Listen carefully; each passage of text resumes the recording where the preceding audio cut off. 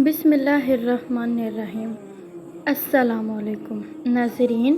Doctor محمد کمال اسماعیل مصر کے رہنے والے تھے۔ وہ پہلے انجینئر تھے جنہوں نے حرمین شریفین کے توسیعی منصوبے کی تعمیر اور عمل درآمد کے لیے اختیارات سنبھالے۔ انہوں نے شاہ فہد اور بن لادن کمپنی کے بار بار اصرار کے باوجود انجینئرنگ، ڈیزائن اور آرکیٹیکچرل نگرانی کے لیے کسی قسم کا معاوضہ لینے سے انکار کر دیا اور کہا کہ میں 2 مقدس مساجد کے کاموں کے لیے کیوں معاوضہ لوں اور قیامت کے دن اللہ تعالیٰ کا کیسے سامنا کروں گا۔ ان کی عمر 100 سال سے زیادہ تھی اور دنیا اور میڈیا کی چکا چوند سے ہٹ کر گمنام رہ کر حرمین شریفین کی خدمت کی۔ اس عظیم آدمی کی حرمین شریفین میں نصب کیے گئے سفید پتھر کے حصول کی بھی بڑی دلچسپ کہانی ہے۔ یہ وہ پتھر ہے جو حرم مکی میں مطاف چھت اور باہر صحن میں لگا ہوا ہے۔ اس کی خصوصیت یہ ہے کہ گرمی کو جذب کر کے فرش کی سطح کو ٹھنڈا رکھتا ہے۔ یہ پتھر ایک ملک گریس میں ایک چھوٹے سے پہاڑ میں دستیاب تھا۔ وہ سفر کر کے گریس گئے اور حرم کے لیے کافی مقدار میں تقریباً آدھا پہاڑ خریدنے کا معاہدہ کیا اور حرم مکہ میں پتھر کی تنصیب مکمل کرائی۔ 15 سال بعد سعودی حکومت نے ایسا ہی پتھر مسجد نبوی میں بھی نصب کرنے کو کہا۔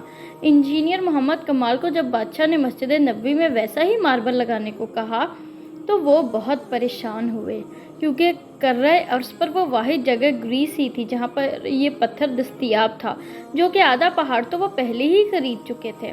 انجینئر محمد کمال بتاتے ہیں کہ وہ گریس میں اسی کمپنی کے چیف ایگزیکٹو کے پاس گئے، اسے ملے اور ماربل کی بقایا مقدار جو بچ گئی تھی اس کے بارے میں پوچھا تو چیف ایگزیکٹو نے بتایا، وہ ماربل تو ہم نے آپ کے جانے کے بعد بیچ دیا تھا، اب تو 15 سال ہو گئے ہیں۔ کمال بہت افسردہ ہوا اور میٹنگ چھوڑ کر جانے لگا تو آفس سیکرٹری اور ملا اور گزارش کی کہ مجھے اس شخص کا اتا پتہ بتاؤ جس نے بقایا تمام ماربل کی مقدار خریدی۔ تو اس نے کہا، پرانا ریکارڈ تلاش کرنا بہت مشکل ہے، لیکن آپ مجھے اپنا فون نمبر دے جائیں، میں تلاش کرنے کی کوشش کرتی ہوں۔ اس نے اپنا نمبر اور ہوٹل کا پتہ دیا اور اگلے دن آنے کا وعدہ کر کے چلے گئے۔ دفتر چھوڑنے سے پہلے کمال نے سوچا کہ مجھے کیا ضرورت ہے کہ کس نے خریدا، اللہ تعالیٰ خود ہی کوئی بندوبست کر دے گا۔ اگلے دن ایئرپورٹ جانے سے چند گھنٹے قبل اسے فون کال آئی کہ مجھے ماربل کے خریدار کا ایڈریس مل گیا ہے۔ اب میں، کمال، بہت آہستہ رفتار سے دفتر گیا کہ اب کیا کروں گا خریدار کے ایڈریس کو، کیونکہ اتنا لمبا عرصہ گزر گیا ہے۔ کمال دفتر پہنچا تو سیکرٹری نے کمپنی کا پتہ دیا جس نے ماربل خریدا تھا۔ جب کمال نے پتہ دیکھا تو کچھ دیر کے لیے اس کا دل دھڑکنا بھول گیا، پھر زور کا سانس لیا، کیونکہ وہ کمپنی جس نے ماربل خریدا تھا وہ سعودی تھی۔ کمال نے سعودیہ کی فلائٹ پکڑی اور اسی دن وہ سعودی عرب پہنچا اور سیدھا اس کمپنی کے دفتر پہنچا اور ڈائریکٹر ایڈمن کو ملا اور پوچھا کہ آپ نے اس ماربل کا کیا کیا جو گریس سے خریدا تھا؟ تو اس نے کہا، مجھے یاد نہیں۔ پھر اس نے اسٹاک روم سے رابطہ کیا اور ان سے پوچھا کہ وہ سفید ماربل جو گریس سے منگوایا تھا کدھر ہے؟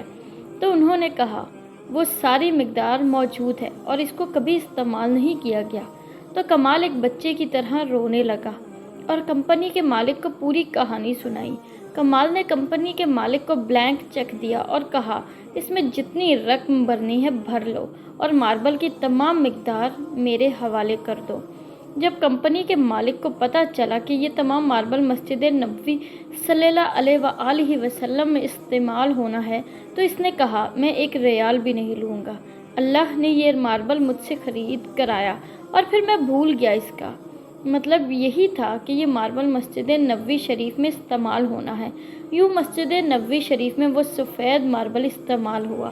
اللہ تعالیٰ انجینئر محمد کمال کو جنت الفردوس میں جگہ عطا فرمائے، آمین۔